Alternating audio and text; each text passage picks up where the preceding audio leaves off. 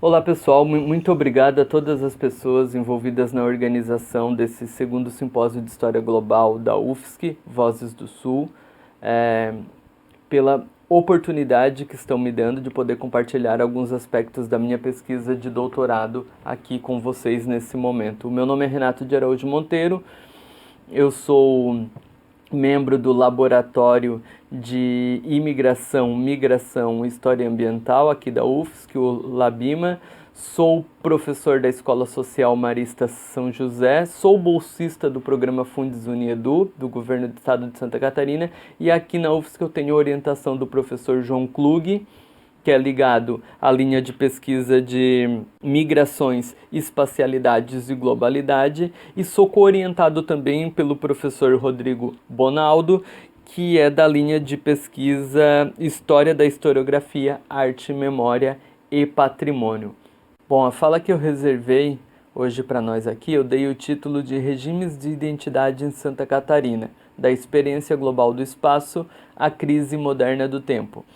E é justamente por esse subtítulo que eu gostaria de começar, porque ele apresenta, de certa forma, a minha hipótese geral de trabalho que tem uma possibilidade de relação com a história global. Uma das coisas que eu venho tentando buscado em minhas pesquisas já há algum tempo é a relação entre o movimento contemporâneo do ambientalismo com outros movimentos contemporâneos, como o de valorização das categorias como história, memória, patrimônio e identidade. Isso me levou a uma reflexão sobre os conceitos modernos de natureza e de história, através dos quais eu identifiquei o que eu chamo de uma contradição entre as experiências modernas do tempo e as experiências modernas do espaço. Um tempo com um horizonte de desenvolvimento infinito e ilimitado através das categorias de progresso, de aceleração, de desenvolvimento, mas que tem como contrapartida um tempo cujo vetor de globalização, que também faz parte da modernidade, ele institui uma experiência de espaço finita e limitada, né? O conceito moderno de natureza como um sistema global em equilíbrio e, portanto, passível de desequilíbrio. Para mim, essa contradição, ela se radicaliza, ela se intensifica com o aprofundamento dos processos de globalização no final do século XX, né, que vão ser responsáveis pela percepção de um planeta, de uma natureza cada vez mais finita, com recursos cada vez mais finitos, cada vez mais passíveis de desequilíbrio, e vai esse futuro, né, que antes, na modernidade clássica, era muito visto como utópico, como um lugar de melhora, vai começar a ser visto também de uma perspectiva distópica, né? O futuro ocupado por crises, muitas delas e muitas vezes crises ambientais.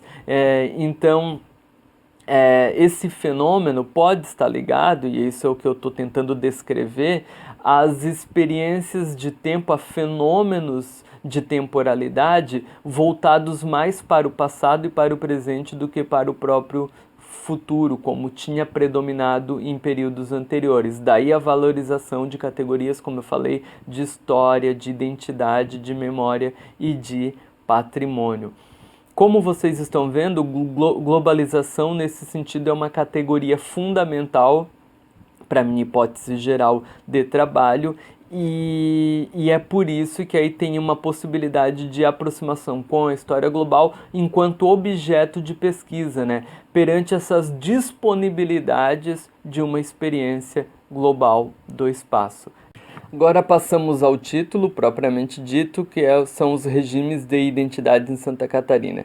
O que são esses regimes de identidade? É uma ferramenta que eu tenho tentado desenvolver, aprimorar, que eu utilizo aquelas categorias meta-históricas do Koselleck, um acima e um abaixo, um dentro e um fora, um antes e um depois, para definir, para pesquisar, para acessar temporalidades, sociabilidades e espacialidades distintas, conjunturais em cada momento histórico, né? Então eu utilizo, no meu entender, todos esses processos exigem processos de identificação, ou seja, que estabelece um nós, né, e um outro, seja do ponto de vista temporal, espacial ou social. Eu tenho tentado aplicar isso ao contexto de Santa Catarina, né, para buscar justamente como que o conceito de identidade se torna um conceito básico do vocabulário político-social na segunda metade do século XX, ou a partir da segunda metade do século XX. Eu fiz algumas pesquisas, algumas explorações em alguns jornais do estado e tenho alguns resultados qualitativos que infelizmente não vou ter tempo de apresentar agora, mas o que eu queria compartilhar com vocês nesse momento é um resultado quantitativo. Eu peguei esses jornais e mensurei a frequência que a palavra identidade com potenciais de sentimento, de pertencimento a um coletivo aparecia nesses jornais ao longo de algumas décadas aí nessa segunda metade do século XX. Nesse gráfico que está aparecendo aqui do lado agora, vocês estão vendo que essa curva ela parece não demonstrar muita coisa, né? Quando eu encontrei esses resultados, eu calculei e recalculei e fiquei um pouco frustrado que parecia um gráfico que não aponta tendência nenhuma. Qual foi a minha surpresa quando eu coloquei essa curva contra a curva da palavra identity, identidade, no Google Ngram, em inglês, né?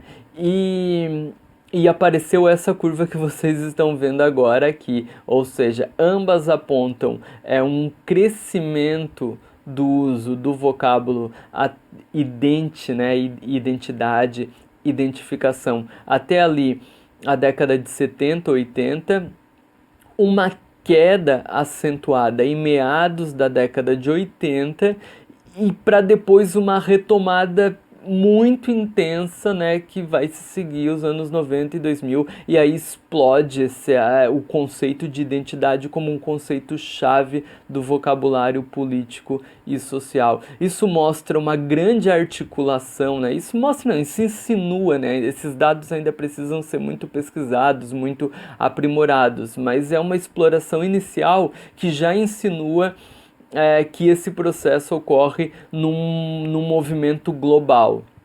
Né? Então a minha intenção agora são pesquisar justamente também essas transferências, essas traduções, essas circulações, esses entrelaçamentos entre a experiência local e a experiência global, né, que estão envolvidas em todo esse processo. E com isso, né, eu já estou falando de uma perspectiva da história global não mais como objeto, como eu tinha apresentado na hipótese anterior, mas agora a história global como uma possibilidade de abordagem, tá? E aqui eu vou utilizar principalmente, além dessa ferramenta que eu falei dos regimes de identidade, a tentativa de proceder uma história global dos conceitos. Basicamente é isso, espero que vocês tenham gostado e possam fazer bons comentários.